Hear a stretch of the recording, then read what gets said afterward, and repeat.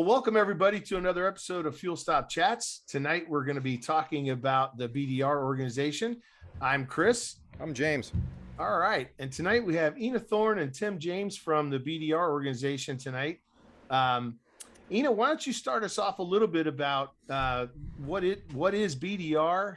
What do you guys do? And we'll get into some questions about how you guys do that. Yes. Hi, everyone. Nice to be here. So Backcountry Discovery Routes, BDR, we are a 501c3 nonprofit organization. And the main mission is to create and preserve riding opportunities for the adventure motorcycling community. First and foremost, we research and publish new BDR routes, and we also actively manage the existing routes. So currently there are 10 routes in the BDR library, and we're coming out with the 11th route next year. So we don't only provide free treks and travel resources for people, but we're managing actively these routes to make sure that any road closures or changes to the route are communicated to the riding community. So these routes are sort of pre-made itineraries for people, for someone who wants to go and explore the backcountry of the United States and doesn't have much time or knowledge or resources to do the research. We make it easy for people to just go out and enjoy the backcountry on a motorcycle with these routes. Additionally, our goal is to educate the motorcycle community about managed travel on public land. We help land managers better serve the adventure community, with the recreational opportunities that are available. We also bring travel and tourism dollars to these small rural towns that, for the most part, lost mining economy. The schools are closing, and all of a sudden there's an influx of 1,000 riders a year going through these gas stops, staying at hotels and spending money in restaurants. So the tourism is a big part of the mission of the organization. We produce feature-length documentary films. We work with Butler Motorcycle Maps to create a map of each route, and in general help preserve riding opportunities for our children and grandchildren. Now, fantastic. And your role with BDR? I am now the executive director. Just received this role last month, but I've been with the organization for 8 years. For a long time, I was the only paid staff person. Now we have an administrative office manager who is assisting me with all the operational daily duties of running the organization. And we also have 2 contractors. One is doing social media and another one is doing accounting. And the rest, it's the work of the board. We have 7 board, now actually 8 board members that are kind of spread out around the country, and they volunteer their time for the BDR. Excellent. And Tim, how about yourself? Well, I serve as a volunteer for the organization. I've been working with Ina now for probably 6 years, at least 6 years, maybe more now. My primary role is I serve as creative director, which means I get involved. My day-to-day, what I get paid for during the day is I run an advertising agency here on the East Coast. So I can bring what I do professionally to BDR, and so I volunteer my services there. I also serve on the board of directors as vice president. Fantastic. And Ina, I have to ask, and I told you I was going to ask, but can you describe for me the ride that you described in your bio on the website into South America? Was that your first motorcycle adventure ride? It pretty much was. So, originally I'm from Moscow, Russia. I've been here since '98. And all through my college and working career, I've been riding a scooter. I had a Spanish Derby scooter and never had a car. And then I met my future husband, Matthew, and he had a dream of riding a motorcycle in South America. So, he encouraged me to get a motorcycle license. So I did that. And you know, we decided we were going to do this trip, so we researched the itinerary. I read a lot of blogs at that time. ADV Rider was kind of the hub of adventure motorcycling community, so did a lot of research, and then in 2008 in November we set off on an adventure. We did kind of a test trip to Laguna Seca on our 2 KLRs that we bought, and you know, to just kind of test the gear and make sure we're all set. And then yes, for the most part, it was my first big motorcycle trip. I did take an off-road riding class, but you know, I didn't have much experience on a big motorcycle prior to that. And where did you guys finish?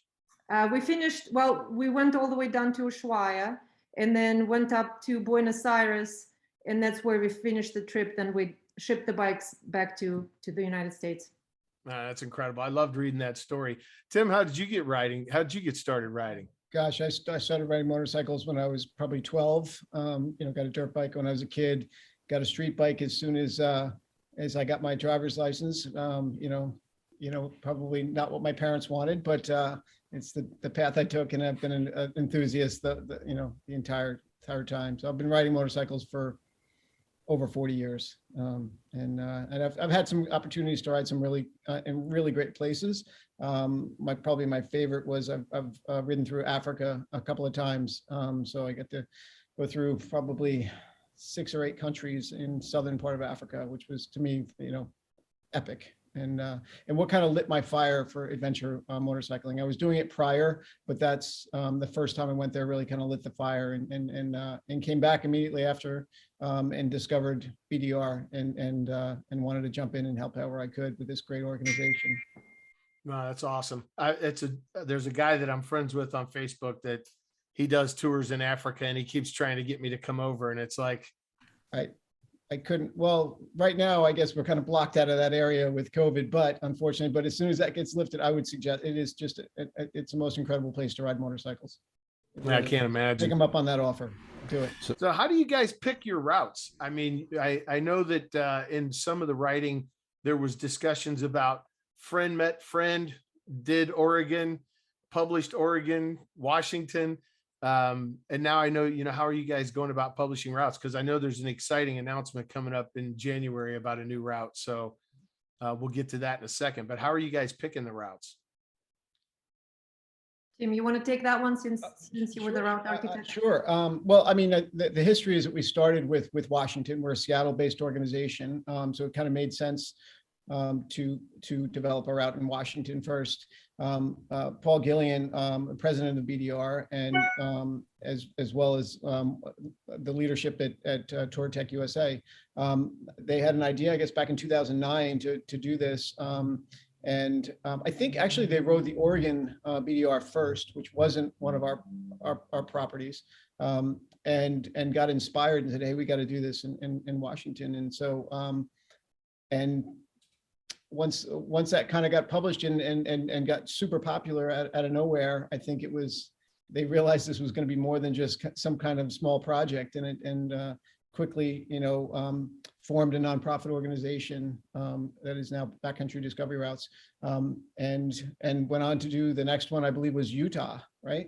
So I think at the beginning it was just, you know, what's next? What would be the coolest place to put another BDR? And now it's a little bit more of a formalized process where we've got a team of people out working and developing routes all the time. And, you know, we've got a handful of routes that are in different stages of development. And, you know, probably what's going to be the next route is what's the furthest in the development, you know, pipeline. So, yeah, but in terms of the, you know, what we're looking for in routes, they take about 3 to 4 years to be developed, and we work with locals in the state, you know, adventure riders in the community to stitch the most incredible public roads into a single route. But a lot of kind of planning and thought goes into it. You know, we're looking for the most fun roads that are not too easy but not too difficult for an average rider on a big bike.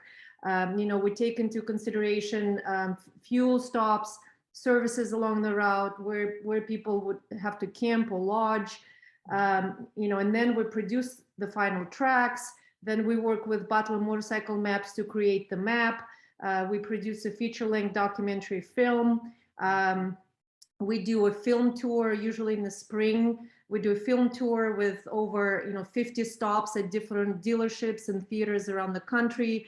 And then we also make sure that we promote the local businesses along the routes, because they're really the another beneficiary of our work, but at the same time they help us to keep these roads open, because if Forest Service comes and says, hey, we need to close this road, nobody's using that, but the business owners say, no, my livelihood depends on these riders coming through our town, then they become the advocates for our community to keep these roads open. So it's kind of a whole ecosphere of different interests being involved to create something great for the community.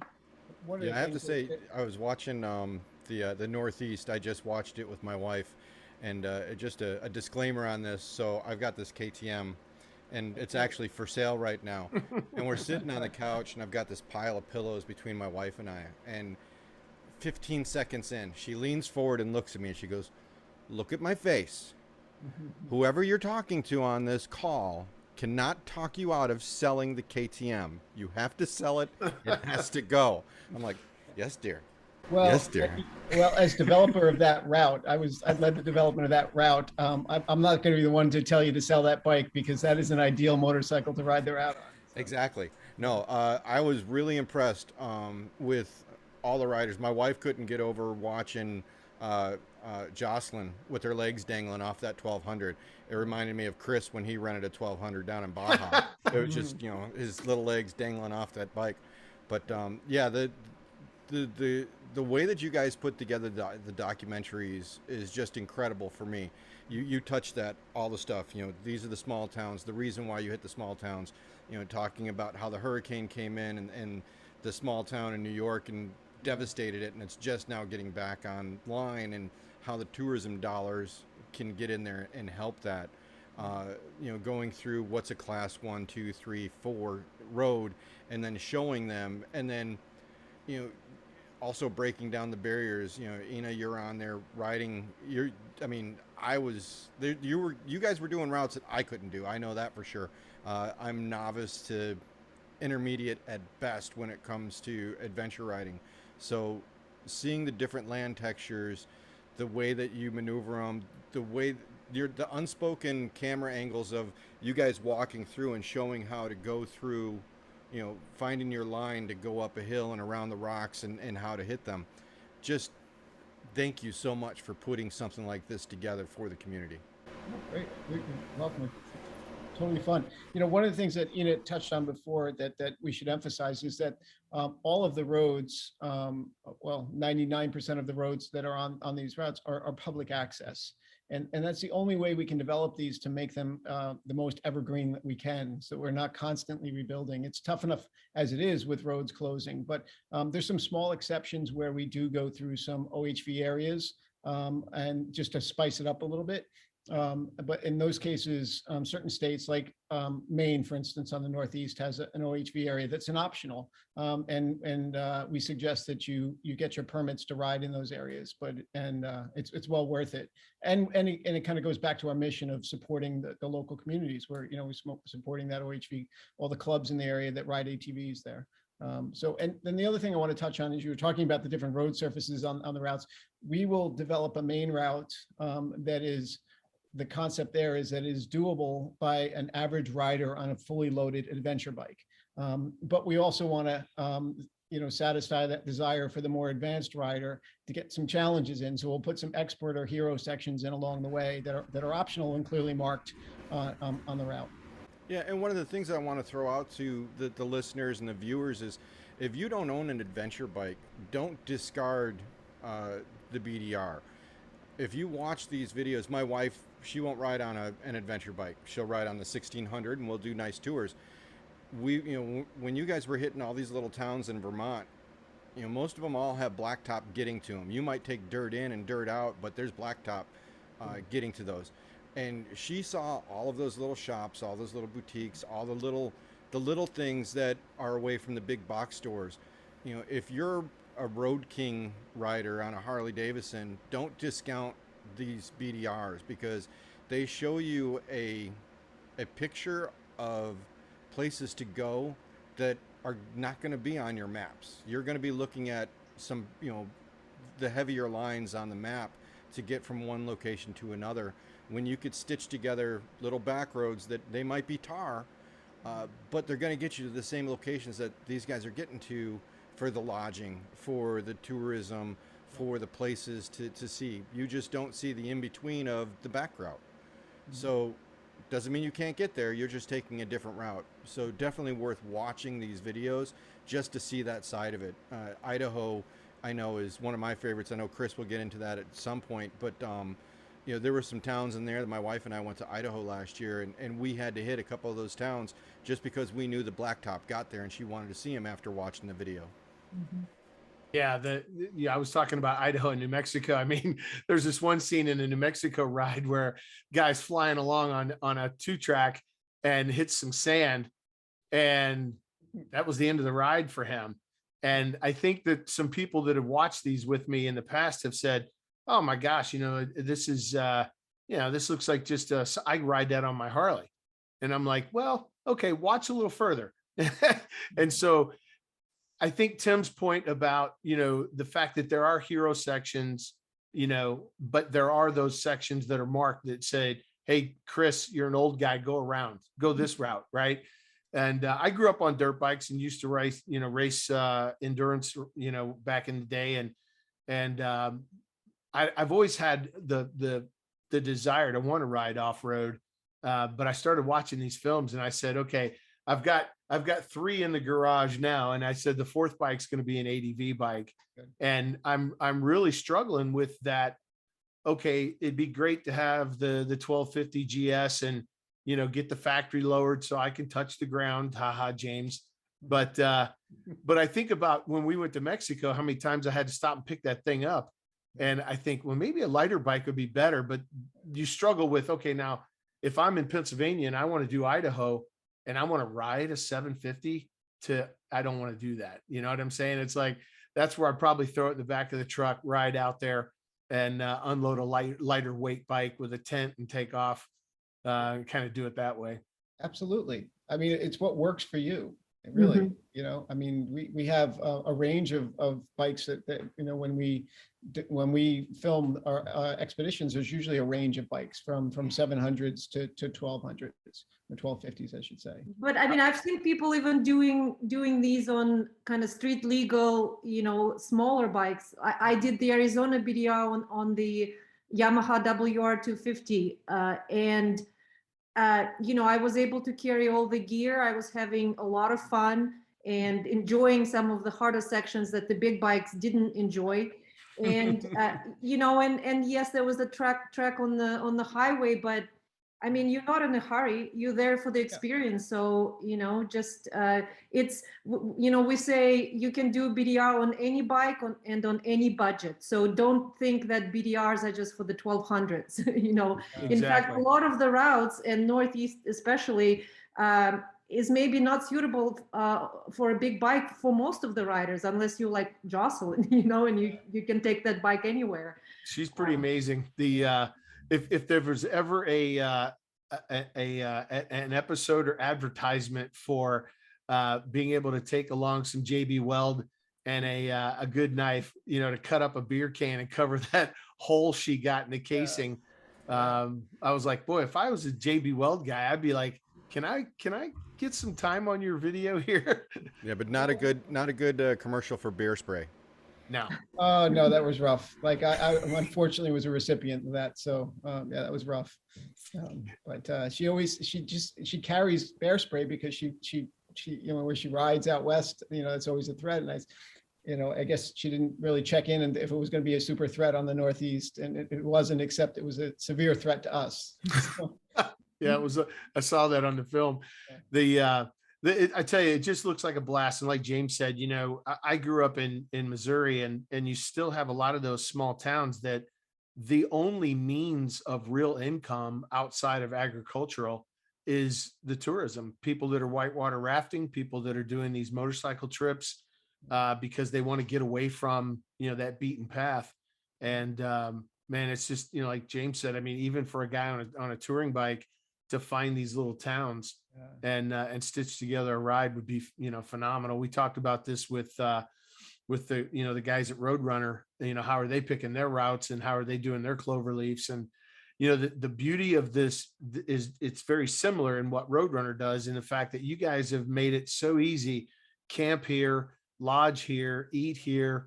It takes a lot of that deep digging homework out of the mystery of it, and makes it accessible. So I think that's great. I did want to talk a little bit about on the website, you had an announcement for something that was coming up and to be released.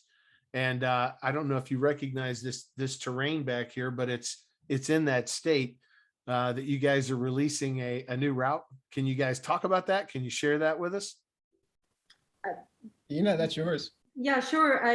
Wyoming BDR is next in our series, and the film and the route, the tracks, the map will come out in February, I think, at this point. So the film tour will start in February and last through the spring. And then, we can't disclose any details about where the route goes right now, but I'll tell you that it was more like 4 years in development. And, our scouting committee has been going back and forth and scouting these roads.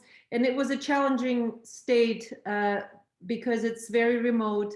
And, the mountain ranges go kind of on the sides, and in the middle, there's just a whole bunch of nothing, just oil developments. And so it was pretty tricky to figure out, how do we stitch this route that, can be easily accessible and fun to ride. I think we did a really good job. Bryce Stevens is our route development chair. And we're very excited to release it to the community next year. Yeah, for me, Wyoming would take me at least 4 years too, because that would be me telling my wife, I got to go back to Wyoming. I got to figure this route out. You know what I mean? It's going to take me 4 or 5 years to figure it out. The riding window is so short there. It's pretty much, mid-July to kind of mid-September. So you have a very short riding window.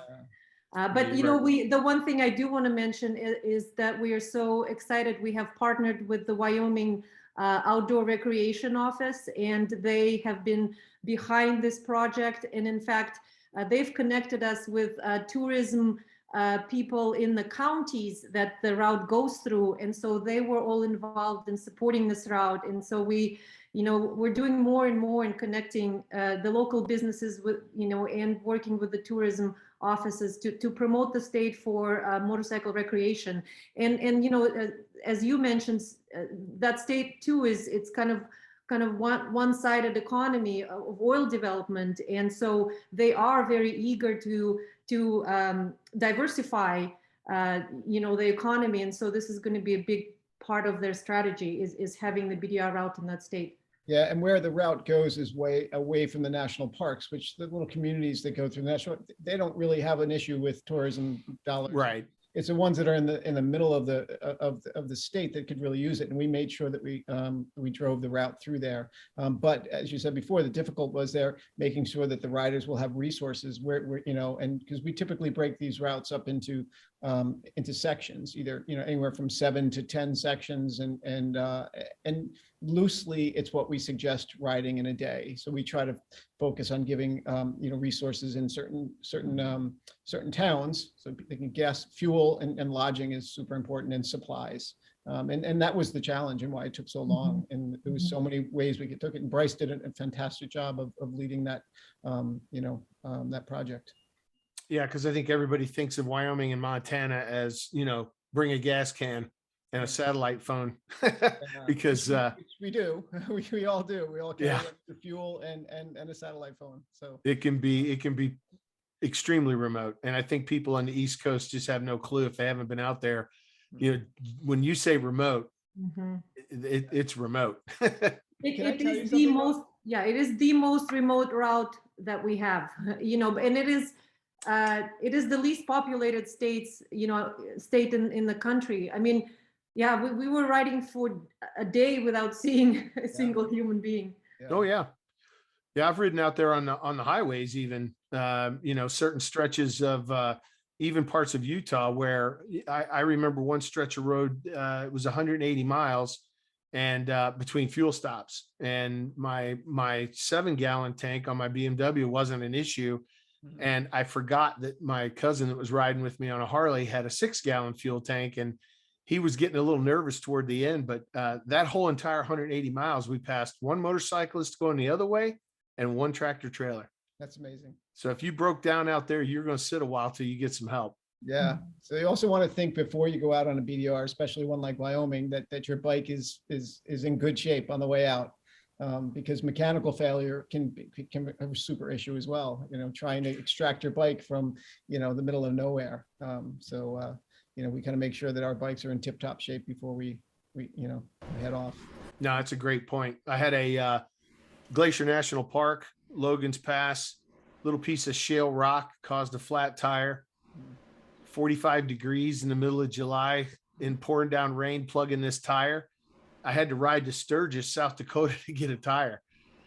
Exactly. You're not talking about going down the road here and finding a dealer. This is, it's a haul. Well, I'll tell you, I just got back from Arizona. I was on a week-long ride with a bunch of my colleagues in BDR. It wasn't an official BDR ride. It was a very unofficial ride, but it was just a fun ride, and we're all on smaller bikes, the 700 to 900 range, and so most of the bikes had tubeless tires, Oh, good.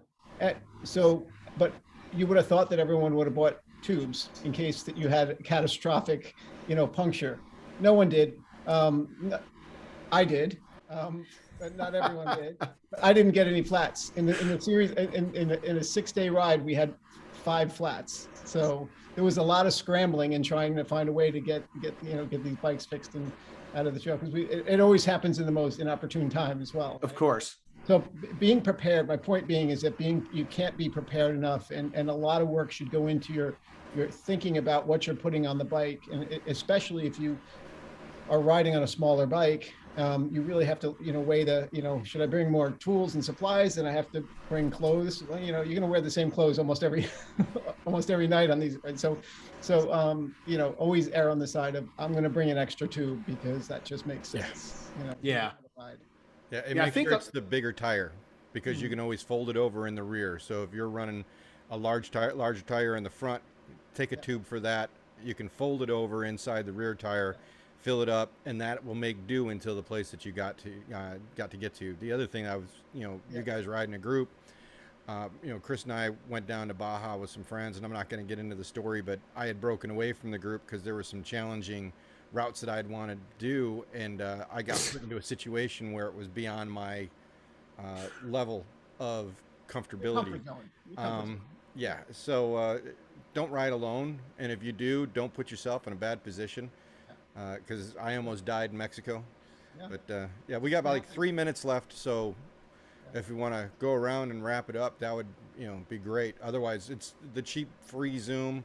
It will cut us off in 3 minutes. Okay. All right. Well, what haven't we covered that you guys think is important? I know Tim talked about packing, and Ina was really good about explaining really all about what BDR is and does. Are there any other kind of tips, tricks, or BDR news that you guys want to share before we part ways? Well, I guess I would just say, be on the lookout for announcements for the release of the Wyoming BDR. We're working with dealers all around the country. So if you have a dealer and you want this film premiere to be in your town, so you and your friends can go and have a good time and get inspired, talk to the dealer and have them, connect with us, and we'll make sure that we have the premiere in your town. And the only thing I'll add is that we've got something exciting coming up next year. We always try to raise the bar on what we deliver to our community. And we are going to be delivering more routes than normal going forward. So we're introducing a concept called a BDRX, which is going to be a smaller 1 or 2 day ride. They could be adjacent to or close to or off of an existing BDR, so that there can be some, if someone only has a weekend or just wants to commit a couple of days. So that's something we're really, really anxious to promote, and it's going to happen very soon. Oh, Yeah. no, that's really cool. That's really exciting. That's the goal of the organization going into the second decade, is to provide more riding opportunities for people. So we're definitely working on that, and you'll see a lot more announcements in the coming year. No, that's fantastic. Now, last thing I want to make sure we talk about is, how do we support the BDR? Yeah, go on our website. You can donate any amount. It's a 100% tax deductible contribution. You can join as an annual supporter, where you get actually some perks in return. We have over 40 adventure brands that are participating in the supporter program. So as an annual BDR supporter, you'll get discounts to all these adventure brands that we all use. You can come to our fundraiser ride. We have one coming up in Helen, Georgia in May. That's on our website. That's a weekend ride with the BDR team and 80 of our best supporters. That's always fun. We do holiday auction, which is actually happening right now. Fantastic. We have over 100 items from all these adventure brands. What else? We do bike sweepstakes every year. We just gave away I saw that. special BDR edition Tenere 700. So yeah, a lot of fundraising opportunities or donation opportunities sprinkled throughout the year. Well, thank you guys for joining us today. I really appreciate it. It's a fantastic organization. Thank you. Yeah, Thanks for thank having you. us. Thank you so much. All right.